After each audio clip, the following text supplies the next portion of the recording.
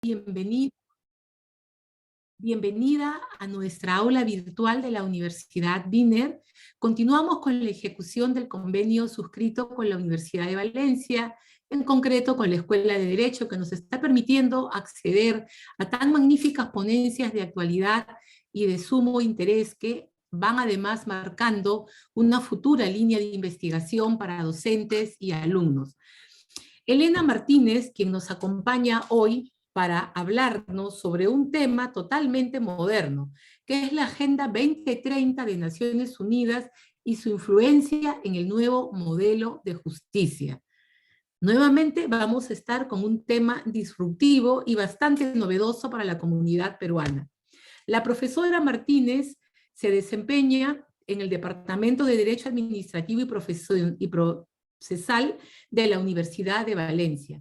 Actualmente es codirectora del máster universitario en violencia de género en dicha universidad.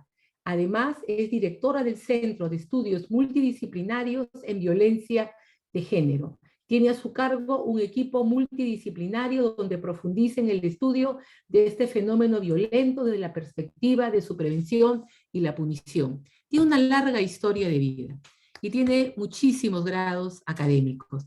Pero lo más importante es que es una profesora y hoy nos va a llevar por este camino novedoso de la Agenda 2030. Elena, la sala es suya. Tiene que prender su audio, Elena.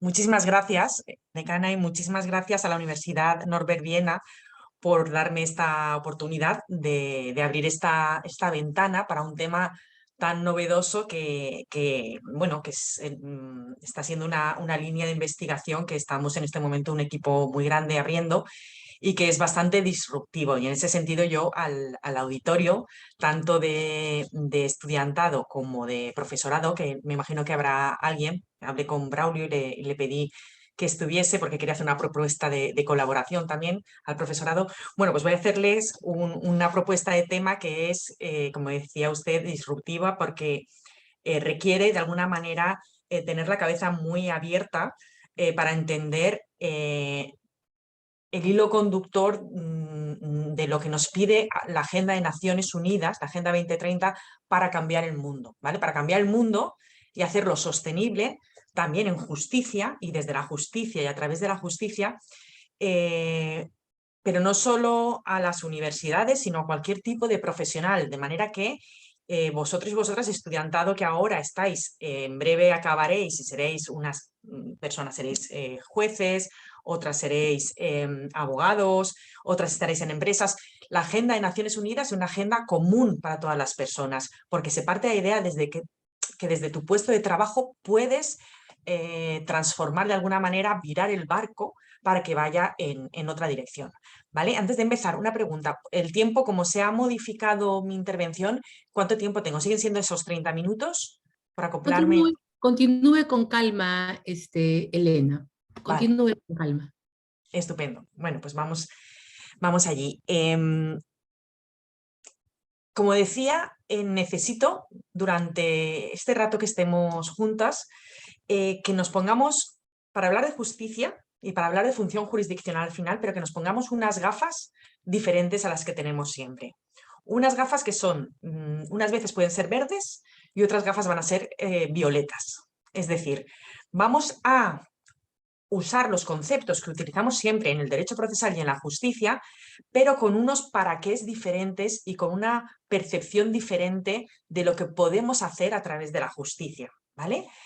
Suena muy raro esto que estoy diciendo, pero es lo que nos pide en Naciones Unidas. Yo me imagino que sí que sabréis que existe una agenda, el estudiantado sabrá que hay una agenda 2030, donde las propias Naciones Unidas, con un horizonte que fijaos que solamente son ahora ya 8 años, no es muy allá, no está muy lejos, pues nos está pidiendo que desde esta posición, en este concreto caso, como profesora universitaria o como juez o como abogado, que viremos, como decía, la inclinación del barco, que no hagamos lo que hagamos siempre, porque Naciones Unidas dice que si hacemos lo que hacemos siempre, estamos en un momento donde parece que los estudios científicos indican que el medio ambiente, el clima, está llegando a su fin, ¿verdad?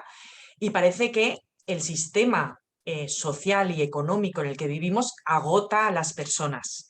Y a partir de ahí, lo que nos dice Naciones Unidas es que hagamos lo que tenemos que hacer, pero de otra forma, con otro sentido. Vale. Y yo creo que además en este sentido la pandemia nos tiene que haber hecho reflexionar de alguna manera, ¿verdad? Porque hemos visto lo que es verdaderamente importante. Hemos visto que las personas han salvado a las personas. No sé, en Perú habrá sido como en España, donde hemos podido ver que el sobreesfuerzo del personal sanitario, el sobreesfuerzo bueno, pues de toda la administración en general, ha permitido que se salvaran las personas.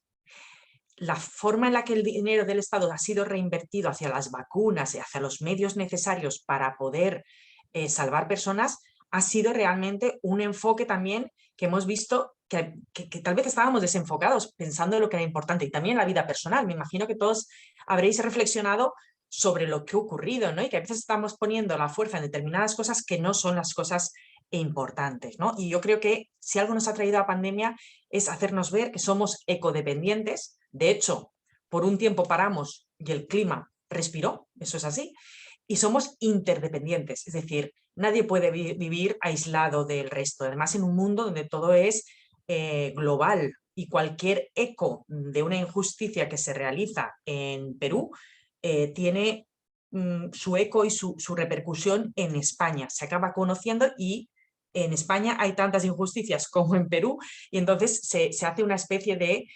comunicación que da otra idea de necesidades en la sociedad en la que vivimos y por tanto de justicia. Eso sería un poco la base que explica esa agenda de Naciones Unidas.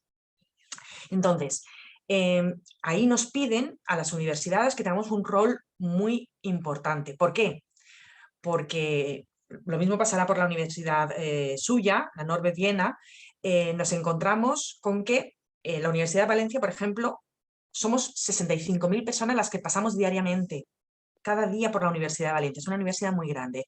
En la medida que cada uno de nosotros como docentes enfoquemos, demos ese viraje al barco que nos está pidiendo Naciones Unidas, significa que tenemos potencialmente 65.000 alumnos que pueden luego, que van a ser los profesionales que en sus puestos de trabajo van a reorganizar la profesión de otra manera si han pasado por una universidad comprometida con esta Agenda 2030 y con los valores que allí se defienden. Y eso significa que además esos profesionales van a ser luego los ciudadanos y ciudadanas que heredan el mundo. Por tanto, Naciones Unidas dice: universidades, abrid bien los ojos porque vuestro potencial transformador del mundo en el que vivimos es muy alto, ¿vale? Entonces, a partir de aquí, todo esto, ¿cómo se traslada a la idea de justicia? Sería un poco la idea. Entonces, me pongo ya en marcha. Entonces, pues bueno, en el caso de España, vosotros tenéis un artículo similar en vuestra Constitución, ¿verdad?, que dice que la Constitución española reconoce que todos los acuerdos internacionales a los que nos acogemos y firmamos como Estado forman parte de nuestro derecho interno. Y lo mismo tendréis vosotros en vuestra Constitución, no sé en qué número, pero con toda seguridad. ¿Y eso qué significa? Que si en este momento hemos firmado el Tratado de París sobre el cambio climático a nivel mundial, pues significa que eso forma parte de nuestro derecho interno. Si hemos firmado el Tratado de Estambul, que a lo mejor vosotros no habéis firmado, pero es un tratado que tiene que ver, un tratado internacional que os podéis adherir perfectamente, un tratado que tiene que ver con la violencia, que lucha contra la violencia de la mujer en cualquiera de sus formas, pues es derecho interno en este momento y nos obliga a transformar nuestras estructuras internas para poder dar un modelo de justicia que evite cualquier tipo de violencia contra la mujer. La Convención Internacional de las Personas con Discapacidad, pues eso hace que tenemos que cambiar nuestra administración pública y nuestro modelo de justicia para que las personas con discapacidad tengan una inclusión y una integración en nuestra sociedad. Tenemos la ley europea, he puesto algunas, pero es muchísimo lo que tenemos: la ley europea de cambio climático, tenemos la jurisprudencia europea que ha creado los derechos de los animales. Eso es algo que no existía en el ordenamiento español. En el ordenamiento español los animales eran unos bienes muebles y nosotros teníamos derechos sobre los animales. Y sin embargo ahora tenemos normativa vía jurisprudencial que reconoce que los animales son sujetos de derechos. Eso es absolutamente novedoso y va en la línea de esa tendencia de Naciones Unidas que digo. O el propio Consejo de Derechos Humanos de Naciones Unidas ha creado los denominados derechos de la naturaleza. Eso es algo que en mi ordenamiento ni se citaba. Hay algunas constituciones en el mundo que sí que lo citaban, desde luego la española no.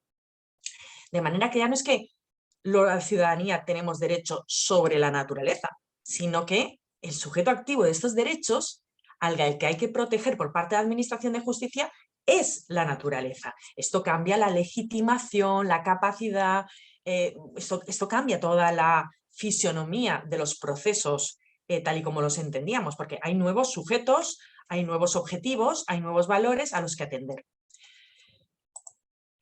Bien, ¿y de dónde partimos y hacia dónde vamos? Esta sería un poco la pregunta clave. Os cuento, el de dónde partimos, hemos heredado un derecho, que es el que enseñamos en las aulas, aplicamos en los juzgados, y ese derecho es ajeno a estos valores que estaba introduciendo en la diapositiva anterior. ¿Por qué? Pues porque era otra sociedad, otro momento, y ni se pensaba en los derechos de las mujeres, ni en los derechos de las personas con discapacidad, los derechos de la naturaleza o de los animales. El derecho respondía a una realidad social, y ese derecho lo hemos heredado, ¿vale? Y al heredar ese derecho, no sé cómo lo vivís eso en Perú, pero desde luego en España, los estudios más vanguardistas que ahora hay ahora mismo en España respecto a este tema, hacen un análisis del derecho donde se evidencia que el derecho realmente ha sido creado siempre por hombres, que eran los que estaban en el poder legislativo, o el ejecutivo, o el judicial, que lo aplicaba, pero los hombres creaban el derecho, y era un derecho donde no recogía la subjetividad y la realidad de las personas que no eran hombres, blancos, ricos, heterosexuales, y esa es la realidad que hemos heredado, y poco a poco, tal y como formamos parte de estos marcos normativos internacionales, nos hacen ver que esa realidad ya no es la realidad en la que queremos vivir y en la que debemos vivir. Y eso hace que los jueces, aplicando el artículo 3 del Código Civil Español, que lo tendréis igual, por supuesto, en vuestro Código Civil o en otra fuente, lo que hacen es precisamente decir, judicatura, señores jueces, señoras juzgadoras, lo que tenéis que hacer es hacer un relato distinto en la aplicación del derecho. ¿Para qué? Para recoger y actualizar a la realidad en la que vivimos. Me imagino que con toda seguridad que tenéis ese mismo artículo. ¿Y eso qué supone? Pues que los jueces, al aplicar el derecho, tienen que darse cuenta que ahora hay otros valores. No en cuanto a valores filosóficos solamente, que podrían ser subjetivos, yo lo comparto o no lo comparto, sino en cuanto a ese marco jurídico internacional que os he dicho, que pasa a ser derecho interno y por tanto nos obliga, queramos o no.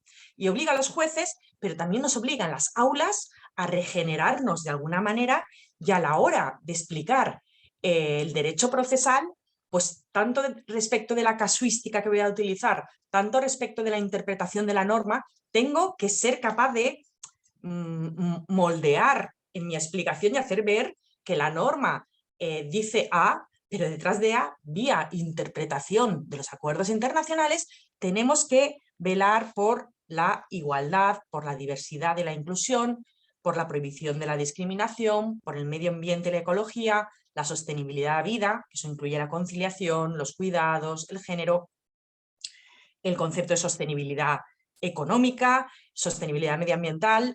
Tenemos que asegurar que las futuras generaciones, el medio ambiente les va a permitir tener un derecho a una salud, un derecho a un trabajo, y todo esto es obligación también del docente explicar así, con estas interpretaciones y estos marcos interpretativos tan novedosos en las aulas. ¿Por qué? Porque ese estudiantado que va a ser los futuros profesionales, cuando saldrán ya más permeables a darse cuenta de que tienen una misión en la vida más allá de simplemente ser abogado o ser juez, sino que la Agenda 2030 te está diciendo que tú tienes un poder muy alto para transformar este mundo. Hazlo bien, enfócate y vira al barco. Eso es lo que nos está diciendo la Agenda 2030. a Braulio le he dado una serie de materiales donde podéis ver respecto de Perú, os he hecho una búsqueda respecto de Perú, qué dice la Agenda 2030 en materia de justicia. Me imagino que os los habrá hecho llegar y si no, están en su poder.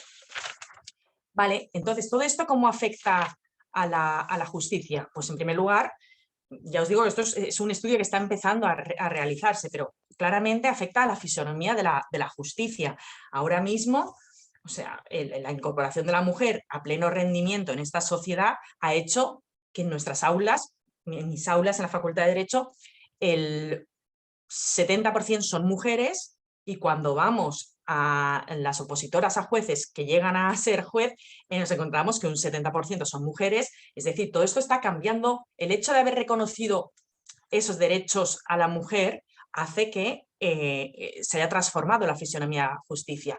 En materia de inclusión, por ejemplo, por primera vez en España tenemos un magistrado que es invidente, algo que no se hubiese podido nunca entender en otro momento, porque se hubiese dicho, ¿cómo un magistrado puede observar la prueba? Pues no, hay que ponerle los medios para complementar esa concreta discapacidad que tenga y en pleno rendimiento tenga las mismas oportunidades que los demás. Pues es algo que viene de la Convención Internacional también y que ha obligado al Consejo General del Poder Judicial a pronunciarse y no dejar fuera a una persona que es diversa, en definitiva, pero que con los medios suficientes puede ejercer la función de la justicia. Pero si ese Consejo General del Poder Judicial no se hubiese puesto las gafas, que digo, violetas, las gafas verdes, las gafas de aumento, no se hubiesen dado cuenta de que incluso una persona invidente puede ser magistrado. Y lo mismo pues respecto de la pobreza. ¿Qué hacemos en la judicatura? Pues el hecho de que haya becas para que las personas que no tienen medios económicos puedan opositar a juez significa que dentro de la judicatura pues también hay cierta permeabilidad a visiones que son diferentes de esa visión que heredamos, como decía yo hace un minuto en otra diapositiva. ¿Vale? Más cosas, pues todo esto afecta el derecho de acceso a la justicia, indudablemente. ¿Por qué? Porque, por ejemplo, en temas de accesibilidad, pues desde el momento que esa convención internacional obliga, y la Agenda de Naciones Unidas obliga a que la justicia sea accesible a todo el mundo, también a las personas con discapacidad, pues está obligando a todas las administraciones de justicia a transformarse de una manera que sean accesibles para las personas que son sordas, invidentes, a transformar los edificios, etc. Lo mismo... Elena, Sí, disculpa que te interrumpa. Me dicen que tus láminas no se están viendo. Yo pensaba que no ¿no se ve? tenías... No, no Ah, se ve. me ha dicho la compañera que sí que se veían. A ver, lo vuelvo a compartir. Compartir. Está Ya, compartiendo la pantalla. ahora ¿Ahora sí? sí, ahora sí. Ah, sí. Ah, lo Gracias. siento. Pues debe ser que está en la reunión previa, pues lo lamento. En todo caso, el PowerPoint lo tiene también el compañero. Podéis disponerlo y ahí tenéis mi email para cualquier información que podáis solicitar, ¿vale? Entonces, respecto de la introducción de la inteligencia artificial en justicia, que sabéis que esto es algo que ya está a la vuelta de la esquina, como decimos aquí. Bueno, pues en esa inteligencia artificial que chupa de datos, vive de los datos que hay, pues nos encontramos que esos datos están llenos de sesgos que vienen de la propia jurisprudencia y sentencias existentes que tienen sesgos de raza, sesgos de género, sesgos que tienen que ver con la pobreza, y si la inteligencia artificial bebe de esa jurisprudencia y no se filtra, pues la inteligencia artificial seguirá reproduciendo sesgos.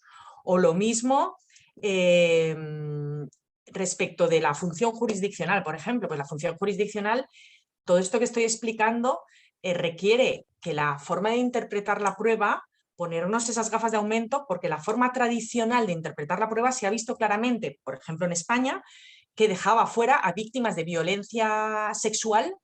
Si interpretábamos la prueba tal y como se interpreta en cualquier otro tipo de proceso penal, no era creíble la víctima y entonces han tenido que modificar los parámetros de interpretación de la prueba en caso de violencia sexual para entender que una mujer que ha tardado a lo mejor en denunciar mucho tiempo no es porque no le ha dado importancia, sino porque esa realidad de la violencia sexual hace que cada mujer actúe de una manera.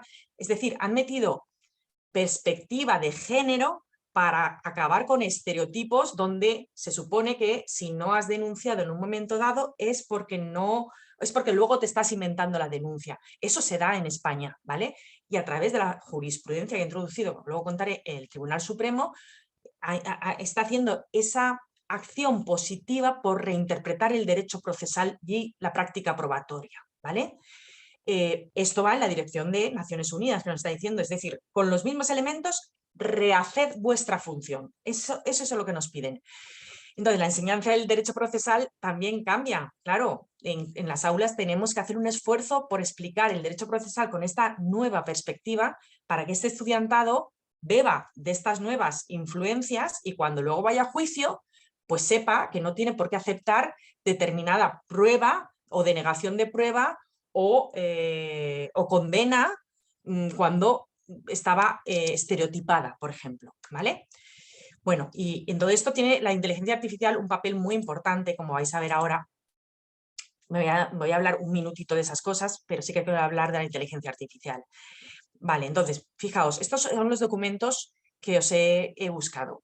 En materia de justicia hay 2 ODS claves, ¿vale? Uno es el 16, donde nos pide Naciones Unidas que tenemos que promover sociedades pacíficas e incluyentes para el desarrollo sostenible, promover el acceso a la justicia para que todo el mundo y todas las instituciones sean responsables e incluyentes en todos los niveles, ¿vale? Yo os he mandado todo lo que respecto del 16 he encontrado en materia de vuestro país, ¿vale? Para que podáis utilizarlos en clase, hay muchísimos links.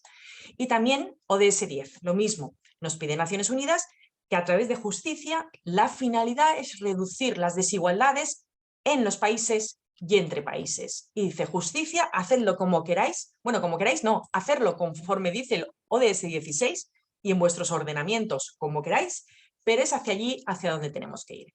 Entonces, fijaos, yo lo que he hecho es, podría haber cogido ahora el tema del medio ambiente, podría haber cogido el tema de la discapacidad, podría haber cogido cualquier tema de los que os estoy diciendo, pero he pensado que para dar 2 o 3 notas de la importancia y de cómo explicar las clases de otra manera también, para que estén bien preparados nuestros estudiantes, pues he cogido el tema que es más próximo de la inteligencia artificial, que es una de mis líneas. He cogido el tema sobre todo de la violencia contra la mujer y los sesgos de género, que también me es próximo, y el tema de justicia. Y ese es el triángulo en el que nos vamos a mover ahora, aunque sea muy brevemente, ¿verdad? Entonces, como os decía antes, la inteligencia artificial está aquí, ya, y no se va a ir, como sabéis bien. Pero la inteligencia artificial, no olvidemos que es un instrumento como otro cualquiera. Un instrumento, por poner un ejemplo en materia de nuestras aulas, podríamos utilizar una pizarra de tiza o una pizarra electrónica, pero al final es un instrumento de comunicación. Pues aquí la inteligencia artificial es un instrumento para el ejercicio de la labor más importante que tiene el Estado en su tercer pilar, como es la justicia, ¿no? Pero ese instrumento necesita de los psicólogos, de las ciencias sociales, de las ciencias políticas, de la sociología, de la criminología, del derecho, de la ética, para darle consistencia y contenido. ¿A qué me refiero? Pues ya lo aludía antes. Por ejemplo, si los algoritmos lo que hacen es unas fórmulas matemáticas en definitiva, que lo que hacen es, sobre datos que tú le das, saben aprender y saber cuál es la solución estadísticamente razonable conforme a los datos que tú le has introducido. Yo en este momento he dirigido una tesis sobre este tema y hemos estado entrenando un algoritmo para que reconociera sesgos de género en la jurisprudencia española. Y los ha reconocido. Y lo entrenas al algoritmo con una persona matemática también y otra jurista, pero hemos entrenado al algoritmo para que reconociera a través de la jurisprudencia esos sesgos. Pero para eso, antes hemos tenido que ser anotadores, como se llaman. Que es decir, hemos cogido esa jurisprudencia y hemos ido enseñándole, hemos ido marcando que cuando un juez dice esto, es que hay un prejuicio detrás. Cuando un juez dice esto, hay un estereotipo detrás, ¿vale? Y a base de hacerlo así, el algoritmo ha funcionado y ha podido reconocer los sesgos. De modo que la inteligencia artificial es un gran instrumento y va a ser un gran aliado de viaje para la justicia, siempre y cuando haya antes una formación de las personas que van a ser programadores, porque el que sea xenófobo no se dará cuenta que está reproduciendo sesgos xenófobos, quien sea homófobo no se dará cuenta que está introduciendo esos sesgos homófobos y las fuentes que va cogiendo y de donde se nutren la justicia. Pues imaginaros a través del Facebook la cantidad de información que damos sobre lo que pensamos en nuestro fuero interno y pensamos que no le damos importancia y todo el mundo sabe si eres de izquierdas, eres de derechas, xenófobo, transfobo, todo el mundo lo sabe. ¿Por qué? Porque es que estamos expuestos. Pues bueno, esa información son datos que luego la inteligencia artificial va nutriéndose, ¿no? Entonces tendremos que formar a las personas que van a hacer esos códigos fuentes, se llama esa programación, y esa programación de código fuente va a ser necesario que sea pública y revisable. Y si es revisable significa que va a formar parte del derecho a la tutela judicial efectiva. Es decir, a partir de ahora, vosotros cuando seáis abogados y abogadas y en breve tengáis inteligencia artificial, yo ya seré muy mayor y a lo mejor no estoy, pero vosotros sí, podréis tener el derecho, así se está regulando en la Unión Europea, el abogado tendrá el derecho a revisar el código fuente que ha inspirado ese algoritmo que decide en este caso concreto qué es justicia y qué no es justicia. Y ese código fuente podréis analizar igualmente si ha habido un cribado de sesgos que a vuestro cliente le será positivo o no le será positivo, ¿vale? Pues esto es lo que os quiero trasladar, que a partir de ahora, en justicia, es necesario empezar a introducir la perspectiva ética, además de la jurídica, la ética de esa herramienta o este instrumento que vais a tener sí o sí que aplicar más pronto de lo que consideráis. En Reino Unido ya se está aplicando de una manera bastante activa para cuestiones de menor entidad, pero se está introduciendo prácticas incluso en el proceso penal.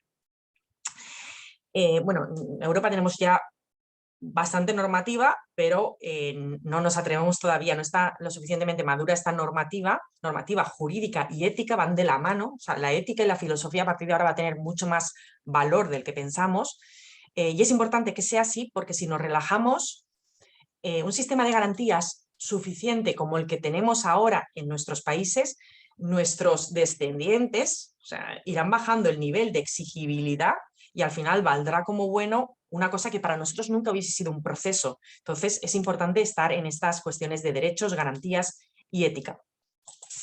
Más cosas. Y bueno, pues entonces Naciones Unidas lo que nos está diciendo es que la justicia tiene que lograr remover de verdad la desigualdad, ¿vale? Entonces yo aquí os planteaba muy brevemente, porque esto es un estudio más largo, pero yo os decía, bueno, ¿cómo puede mejorar este triángulo justicia, inteligencia artificial y el mandato de Naciones Unidas? ¿Cómo podemos hacer que verdaderamente ese derecho a acceso a la justicia, esa tutela judicial efectiva a través de la inteligencia artificial logremos lo que nos dice Naciones Unidas? Bueno, pues aquí el ODS 10 y el ODS 16 nos invitan a darnos cuenta de la importancia que sí que tiene la justicia para acabar con las desigualdades, ¿no? Que esto es lo que se supone que tiene que hacer la función jurisdiccional. Y bueno, pues entonces todo lo que estudiemos sobre inteligencia artificial y justicia tengamos siempre en la cabeza que esto es un instrumento para acabar con la desigualdad y solo así serán buenos compañeros de viaje. Si no, inteligencia artificial por inteligencia artificial no aporta nada a la sociedad en la que vivimos y eso es la insistencia que nos hace Naciones Unidas cuando habla de la inteligencia artificial. Os estoy mezclando intento ese triángulo llevarlo y que lo entendáis, es un poco complicado porque hace falta muchas lecturas, pero con que os quedéis con esta fotografía y os deis cuenta que para las aulas formar bien a nuestro estudiantado es necesario ya no dar una visión lineal de los problemas, sino que hay que meterle enjundia, porque la enjundia es lo que está ahí fuera realmente, y eso es un poco la propuesta que os transmito. Y como os decía, esto ya lo he dicho, lo puedo pasar, pero los fundamentos del algoritmo es necesario poderlos revisar y, por tanto, van a transformar el propio derecho a tutela judicial efectiva. Es decir, la inteligencia artificial va a transformar el derecho procesal, ¿vale? ¿Y qué más os quería comentar aquí? Existe otra rama que es la perspectiva de género. En mi país, el Tribunal Supremo ha tenido que, en el caso de Amanada, que es un caso de una violación grupal que se cometió, hubo una sentencia donde hubo un voto particular donde negaba que había violencia sexual y otros votos que decían que sí que había violencia sexual. Y se tuvo que pronunciar el Supremo y darse cuenta que hay que reinterpretar el proceso penal con gafas violetas para poder dar justicia. Porque si tratamos esa violación como si fuera el robo de un coche, nunca lograremos condenar a esa persona porque los parámetros son como muy, muy diferentes, ¿no? Y esa es una línea súper vanguardista que está ahora en mi país y que hemos bebido de la sentencia de Campo Algodonero del comité, ¿cómo se llama? Ahora me saldrá el nombre, el comité, la corte, no es comité, la Corte Interamericana es quien dictó la sentencia de Campo Algodonero y lo estamos chupando de ahí, una sentencia increíble. Y aquí que os quería decir que todo esto, que parece muy bonito contarlo, existe ya todos los instrumentos internacionales que se están creando, que forman parte de nuestro derecho interno, están introduciendo lo que se llama el deber de diligencia exigible a los estados. Y con esto voy acabando. Es decir, se parte de la responsabilidad de los estados si no cambian sus estructuras administrativas, sea la administración pura y dura o sea la administración de justicia, para que sea, o sea la educación, para que sea permeable a estas nuevas tendencias que nos exige la Agenda 2030.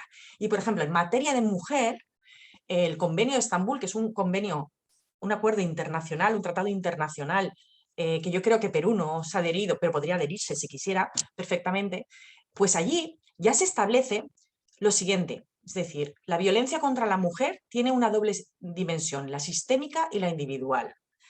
De modo que cuando un hombre ha matado a su expareja, debe responder, dice, por lo que ha hecho. Pero dice que si el Estado no ha removido todos los obstáculos, sesgos, estereotipos, formación de su personal, formación de la policía, formación de jueces, para que se pongan las gafas violetas y han hecho una interpretación de la norma no proactiva a entender la situación de la víctima, o han hecho la policía una interpretación de la situación de la víctima no proactiva a lo que ya está diciendo y no han valorado que tenía riesgo y fruto de no darle la medida cautelar de protección ha acabado muriendo, dice este convenio que la responsabilidad no solamente es del hombre que ha matado a la mujer, sino hay una responsabilidad del propio Estado. Y esto se traslada ahora a medio ambiente, se traslada a personas con discapacidad, se traslada a colectivos, otros colectivos, como pueden ser colectivos, bueno, desde de personas con discapacidad a personas con identidad de género diferente. Es decir, que esto que estoy contando podría ser simplemente unas buenas acciones, pero desde el momento que estos tratados internacionales que vamos firmando empiezan a incluir estas cláusulas de quien firme el convenio se compromete a cambiar la forma del Estado porque es la única manera de cambiar el mundo, y significa que habrá responsabilidad. Y en España ya se ha dictado una sentencia de condena al Estado en virtud de este convenio de Estambul por no haber removido los obstáculos que realmente impidió a ese juez y a esa policía creer a la víctima y la víctima acabó muriendo. ¿Vale? Pues os he puesto este pequeño ejemplo, pero al final la justicia, con los ODS en la mano, tiene perspectiva de género, es una herramienta de igualdad de oportunidades e inclusiva, tiene una perspectiva medioambiental y tiene una perspectiva de lucha contra la pobreza. Y bueno, pues los 4 ejes que tiene la Agenda 2030, planeta, personas, paz y prosperidad, lo que nos piden es eso, que cada uno desde su puesto de trabajo, por pequeño que sea su puesto de trabajo, que haga las cosas con una intención como es dirigirlas a esa inclusión de otros valores, que son los valores que hemos visto durante la pandemia que eran los importantes, al final los valores humanos y no tanto lo demás. No sé si puedo... os había traído hay un congreso que estamos organizando en la Universidad de Valencia y quería invitaros a todos los docentes del centro, Delia, a que participaran y presentaran una comunicación de la que luego además va a salir en Tirant lo Blanc, en la editorial Tirant lo Blanc va a salir una monografía para también distribuirla por toda Latinoamérica, y era para que hicieran una comunicación en ese congreso, invitaros. Pueden ser de cualquier área, no solamente jurídica, pero por supuesto la área jurídica es importantísima, y si puedo ahora os voy a compartir la pantalla, si me dejáis un segundo. Os dejo aquí mi email por si alguien quiere contactar conmigo o que le pase información, lo que sea. Me gustaría que Braulio se hiciera llegar esa información que os he dicho, porque la verdad es que hay muchísima información ahí para que los trabajos de clase, el alumnado pueda ya nutrirse de esa otra forma de ver el derecho a través de los ODS y puedan hacer ya sus trabajos de final de grado y todo eso con esa perspectiva. Y poco a poco, entre todos, cuando nos demos cuenta, ha cambiado el mundo y ha mejorado con toda seguridad. Si me permitís un segundo, voy Y adelante. Muchas a gracias, compartir. Elena. Yo dicto el curso de Sistema Universal y Sistema Interamericano en Derechos Humanos, así que soy muy afín a todos los temas que ¡Qué están bien! abordando. Te acabo de mandar un correo, Sí, para estar conectadas.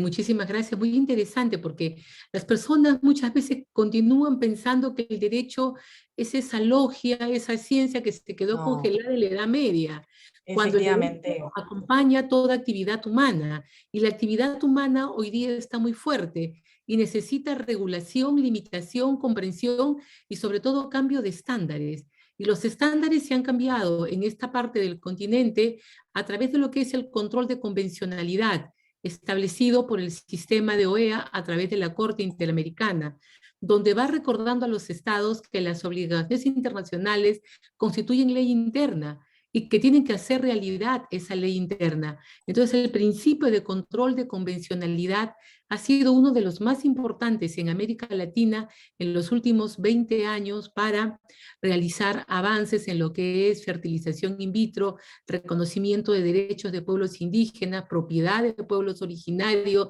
garantías judiciales, debido proceso, leyes de amnistía, acuerdos de paz y derecho de acceso a la justicia, ¿no? Sí, Así que muy interesante. Ya no sé si ya está lista tu flyer del congreso al que nos estás invitando y que espero sí, un nuestros segundito. profesores Es puedan que si participar. no minimizo, no puedo ver la carpeta. Un segundito. Y lo abro. Cartel del Congreso. Vale, a ver si ahora puedo. Sí, estaba previsto que tuviéramos un espacio de preguntas, pero como hemos tenido el retraso con la hora y los alumnos están participando en la conferencia como parte de sus clases, entonces vamos a Sí, tener que pues tener... lo que voy a hacer es, Delia, lo voy a No enviar te preocupes, por yo tengo correo el porque no me flyer, deja compartirlo. Hay algo que está mal. no te Eh, preocupes, yo y tengo a el través del flyer, correo, si lo haces llegar, es para profesorado. Y sería un sí. honor para la Universidad de Valencia que participarais. Y a partir de ahí, no solo la publicación, sino que lo que queremos hacer es el ODS 17, que es una alianza. Entonces, trabajar entre el profesorado de la Universidad de Valencia y vuestro profesorado en esta materia creo que sería una cosa muy bonita y muy interesante. Hay muchísimo dinero ahora en estas cosas para pedir convocatorias públicas y sería estupendo, la verdad, el poder colaborar entre las dos universidades, ¿te parece? Linda, estamos además, me estás tocando una de mis áreas de interés y justo las investigaciones que estoy desarrollando con el semillero a mi cargo es sobre violencia de mujer y el que vamos a empezar a trabajar con otro profesor es sobre tecnología y acceso a la justicia, una mirada de lo que ha ocurrido en la pandemia, ¿no? En nuestro país con esta materia. Así que desde ya te agradezco y estaremos comprometidos y me imagino de que yo voy a ser quien va a estar ahí porque mis temas son absolutamente Perfecto. vinculados a los tuyos. Solamente lamento mucho, pero por la hora tienen que volver a sus clases los alumnos. No Sí, vamos a poder tener el la debate. el debate y la rueda de preguntas, lo cual significa que tenemos que volver a invitarte, Eso es. ¿no? Perfecto. La Estupendo. Estoy oportunidad. a vuestra disposición, un placer. Y si algún alumno quiere hacerme alguna pregunta luego vía email, estaré encantada de resolverla. Y ahí a Braulio le envío yo a continuación esta documentación y a ver si podemos colaborar Así es. en ese congreso. Sí, el correo es elena.martinez@u-bechita.es. Sí. Como has escrito Elena, ya, te lo envío. mil gracias por tu paciencia, por los problemas técnicos que no sé de dónde habrán venido. Seguramente los ODS se pusieron en tu contra para hacerte sentir el peso de la inteligencia artificial, ¿no? Eso es. Así que encantada por la... Igualmente, muchísimas gracias, estamos en contacto. Y serás Estamos bienvenida en la Universidad de Valencia cuando estés por aquí. muy amable. Encantada, Y a Delia. toda la Muy comunidad amable. Wiener, y a toda la comunidad Wiener, muchísimas gracias por su participación, a Braulia por las conexiones que realiza, y a todos ustedes un gran abrazo, y a continuar con la semana, y a pensar en estos temas disruptivos en educación y en el ejercicio de la profesión. Buenos días. Estupendo. Adiós. Gracias.